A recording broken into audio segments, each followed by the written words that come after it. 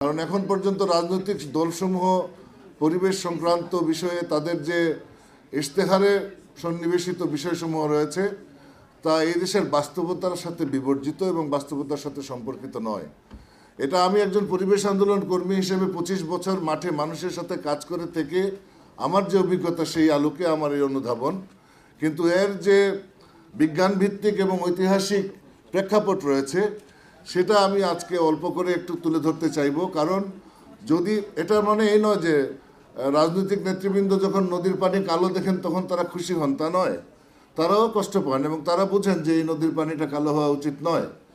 নদী যখন নষ্ট হয়ে যায়, বন যখন ধ্বংস হয়ে যায়, তখন তারাও বুঝতে পারেন যে এটা মানুষের জীবনে একটা নেতিবাচক অভিঘাত নিয়ে আসবে। কিন্তু তারা রাজনৈতিক দলসমূহের যখন ইশতেহার প্রণীত হয় কিংবা রাজনৈতিক নেতৃবৃন্দ যখন সরকার পরিচালনায় দায়িত্ব নেন তখন তারা এই জিনিসটাকে ততটা গুরুত্বের সাথে নেন বলে আমরা মনে করতে পারি না। যদি তা পারতাম তাহলে তো আমাদের মতো পরিবেশ আন্দোলন কর্মীর প্রয়োজন ছিল না। কারণ সরকারেরই তো দায়িত্ব দেশের পরিবেশকে সমুন্নত রাখা, from the constitution to the legal frameworks. কাজেই সেই জায়গাটাতে আমি আলোকপাত করার চেষ্টা করব যাতে আমাদের এই অনুধাবনের পিছনের যে কারণগুলি তার দু একটা বিষয় তাদের সাথে শেয়ার করা।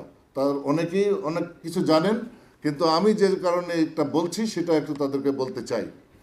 আমাদের বাংলাদেশের গঠন যদি আমরা না জানি, বাংলাদেশের ঐতিহাসিক ভাবে গড়ে ওঠা যদি আমরা না বুঝতে পারি, তাহলে বাংলাদেশের প্রাণ প্রকৃতির গুরুত্ব মানুষের জীবনে এবং বাংলাদেশের পরিবেশ রক্ষার গুরুত্ব আমাদের জাতীয় জীবনে কতটুকু আছে আমরা বুঝতে ব্যর্থ হব কিংবা আমাদের একটু কমতি থেকে যাবে।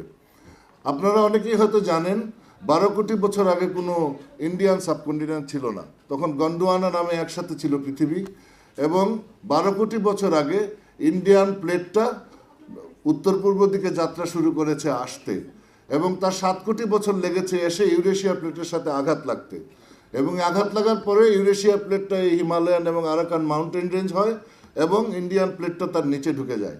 এখনও ডাউকি ফলটা অলওয়েজ আনস্টেবল, এটা স্টেবল নয় এবং প্রতি বছরই বাংলাদেশটা কিছুটা অবনমন ঘটে, কারণ ওই উপরের প্লেটের নিচে এই প্লেটটা ঢুকে যায়।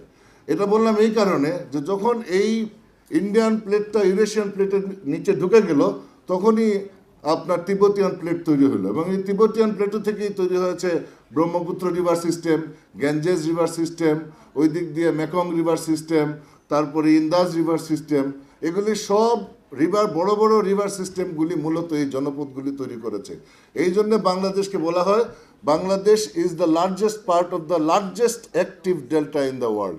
আমাদের এই অঞ্চলটা, বাংলাদেশের এই অঞ্চলটা হচ্ছে পৃথিবীর সর্ববৃহৎ সক্রিয় বদ্বীপের বৃহৎ অংশ। অনেক সময় এটাকে বলা হয় গেঞ্জেস এবং ব্রহ্মপুত্র ডেল্টা। কাজেই মূলত আমি যেটা বলতে চাচ্ছি, আমাদের দেশের এই যে ইকোলজিক্যাল ডিভিশনগুলি এবং ইকোলজিক্যাল চরিত্রগুলি, এগুলি যদি আমরা না বুঝি তাহলে মানুষের জীবনের গুরুত্বগুলি আমরা বুঝতে পারবো না এবং কিভাবে বাংলাদেশের পরিবেশ সংরক্ষণ মানুষের জীবন জীবিকা সংরক্ষণের সাথে সরাসরি সম্পৃক্ত, এটা রাজনৈতিক মহল নেতৃবৃন্দ অনুধাবন করতে ব্যর্থ হবেন।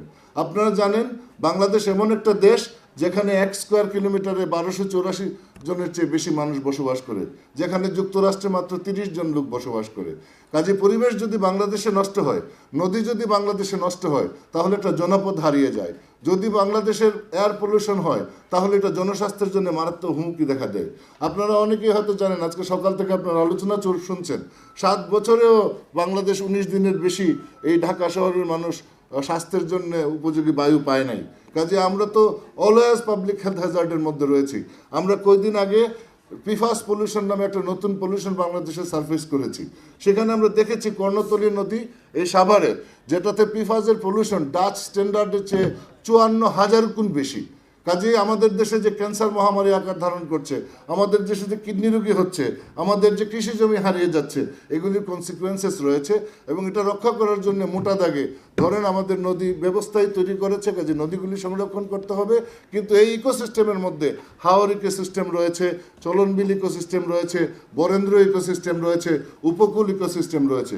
কিন্তু আপনি দেখবেন যে রাজনৈতিক দলসমূহ তো বটেই, কারণ শুরু থেকে এখন পর্যন্ত আমাদের দেশে যে নদী ব্যবস্থাপনা চলে আসছে, দেখবেন চলন বিলের স্লুইস গেটের যে ডিজাইন, একদম উপকূলের স্লুইস গেটেরও একই ডিজাইন। কিন্তু চলন বিলের পানি আর উপকূলের পানি তো একরকম করে চলে না। উপকূলে তো পানি নিচ থেকে উপরেও ওঠে।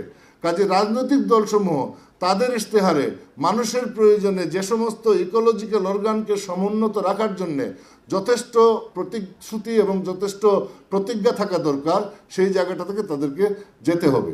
আমি এত অল্প সময়ে এত বিশদ বিষয় আলোচনা করা কোনো সহজ বিষয় নয়। তাও দু একটা বিষয় আপনাদেরকে বলি, কারণ আমি দোহা ভাইয়ের প্রেজেন্টেশনটা একটু দেখেছি। সে অনেক কিছু কভার করার চেষ্টা করেছে। সেইখানে আমি দু একটা এক্সাম্পল দিয়ে আমার বক্তব্য শেষ করব।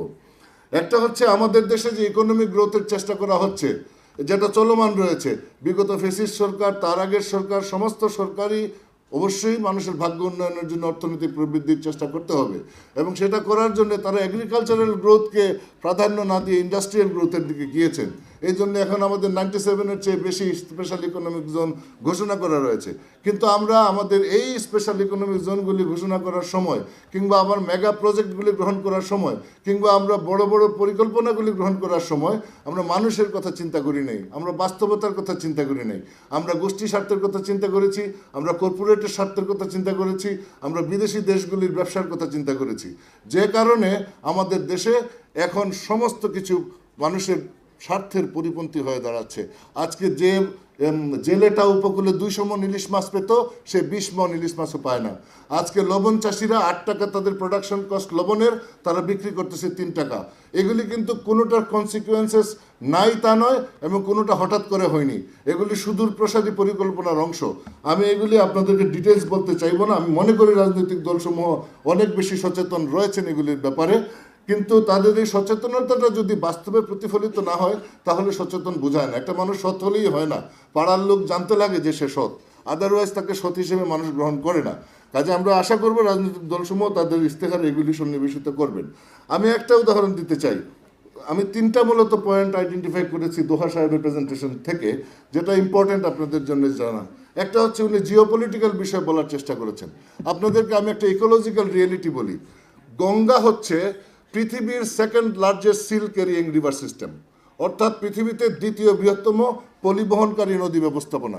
এবং এই গঙ্গা এবং ব্রহ্মপুত্র, আপনারা তো শুনেছেন, এটা বাংলাদেশকে তৈরি করেছে। কাজে এই সিল্ডগুলি এসে মেঘনা নদী দিয়ে, মেঘনা এস্টুয়ারি দিয়ে বঙ্গোপসাগরে যায়। যাওয়ার পরে এই নদী কখনো একা পানি বহন করে নিয়ে আসে না। নদী পানির সাথে পলি আনে, গ্রেভেলস আনে, অনেক কিছু আনে, মিনারেলস আনে, হাজার হাজার কিলোমিটার পথ পাড়ি দিয়ে সে আসে। কাজেই সে